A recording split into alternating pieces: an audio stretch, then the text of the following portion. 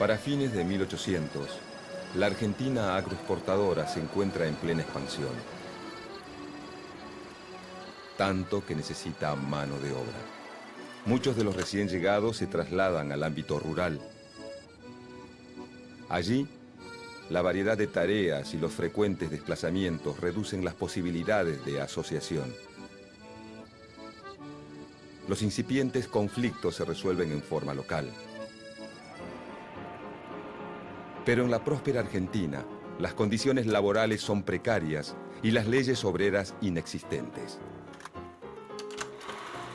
Una de las primeras medidas de fuerza registradas del movimiento obrero organizado es la de la Unión Tipográfica Bonaerense en 1878. Se resisten a la rebaja de salarios que impone una imprenta y que otras empresas pretenden imitar. Más de 1000 trabajadores reunidos en asamblea se pronuncian por la huelga. Las patronales vuelven a los sueldos originales y reducen la jornada laboral a 10 horas en invierno y 12 en verano. Esta primera experiencia es solo el comienzo. El reclamo que se abre es similar en todos los casos. En 1894, el médico Juan Bautista Justo, preocupado por la situación de los trabajadores y ligado al socialismo internacional, funda el diario La Vanguardia. 2 años más tarde, en 1896, organiza el Partido Socialista Obrero Argentino. Organiza y apoya las ligas agrarias porque entiende que el latifundio es una traba al progreso económico y social perpetrada por el régimen oligárquico. Entre los obreros promueve la formación de cooperativas de producción, consumo y vivienda, y de distintas formas de asociación cultural. En el campo de la educación, crea la Universidad Popular de Barracas, la Sociedad Luz, bibliotecas populares y escuelas primarias allí donde no existían o eran insuficientes. En 1897, fundan el periódico La Protesta y logran la creación de los sindicatos de albañiles, cigarreros, carreros, yeseros, ebanistas y marmoleros. Para principios del siglo XX, el movimiento obrero argentino es una realidad. En 1901, la Federación Obrera Argentina es la central que nuclea a la mayoría de los gremios del país. En 1902, se aprueba la Ley de Residencia, que permite expulsar sin juicio previo a extranjeros considerados peligrosos. El movimiento obrero decreta, a través de la Federación Obrera Argentina, la primera huelga general de la historia argentina. Los socialistas se oponen por considerar la huelga general un acto desmesurado. Las divergencias provocan la fractura de la central sindical. La Federación Obrera queda en manos anarquistas y los socialistas fundan la Unión General de Trabajadores. La huelga tiene un alto acatamiento. El primer diputado socialista de toda América es elegido en 1904 por el barrio de La Boca. Se trata de Alfredo Palacios, que logra unos años después la aprobación en el Parlamento de la Ley de Descanso Semanal. La Federación Obrera Argentina, llamada ahora Federación Obrera Regional Argentina, convoca al acto del 1 de mayo de 1904 por el aniversario del ahorcamiento de los mártires de Chicago, ocurrido en 1886.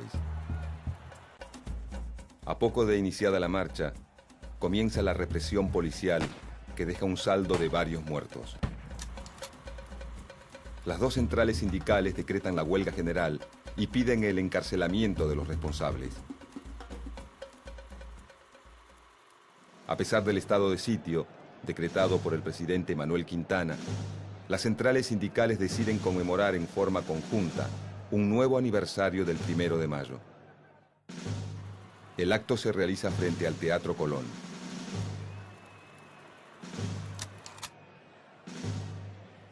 Un escuadrón de 120 policías a caballo se lanza contra la multitud mientras los bomberos policiales atacan por otro frente.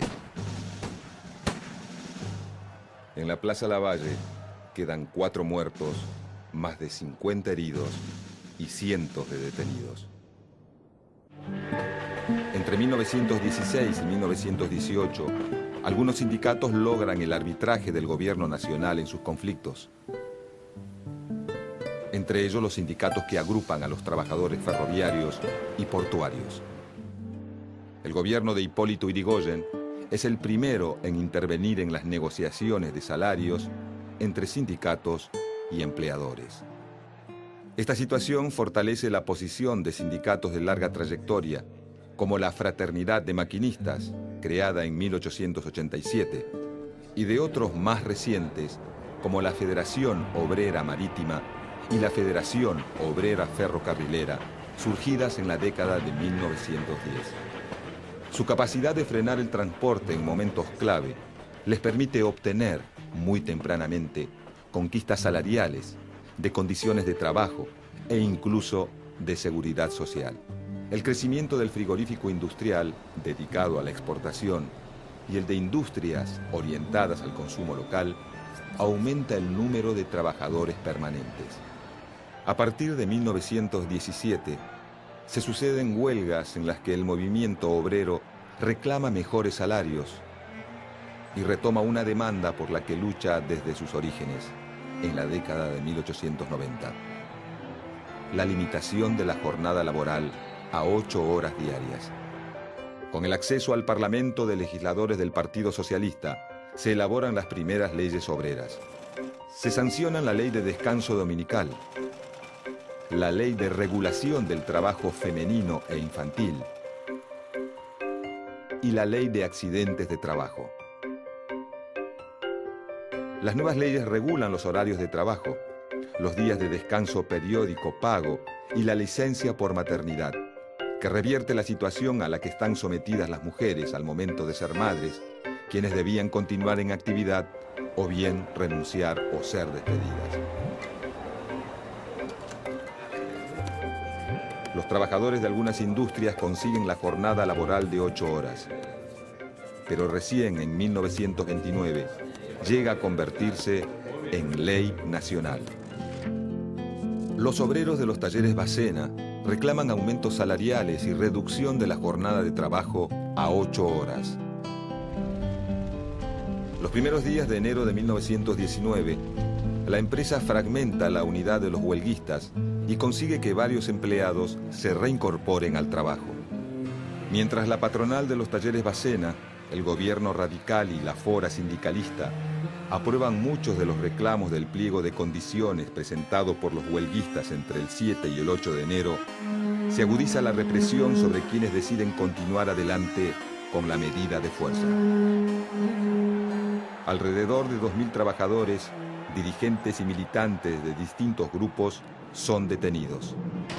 La Semana Trágica no es la primera confrontación entre trabajadores y patrones, ni la única durante este año, pero sí una de las más sangrientas. Entre 1921 y 1922, los trabajadores de la lana en la Patagonia van a la huelga. La situación de los arrieros, ovejeros y peones de estancia es penosa. Trabajan de 14 a 16 horas diarias con salarios ínfimos. Ante un intento de mediación oficial fallido, Yrigoyen envía al ejército a terminar con el levantamiento. Los represores asesinan a los huelguistas que presentan batalla y fusilan a más de la mitad de los que se entregan sin resistir.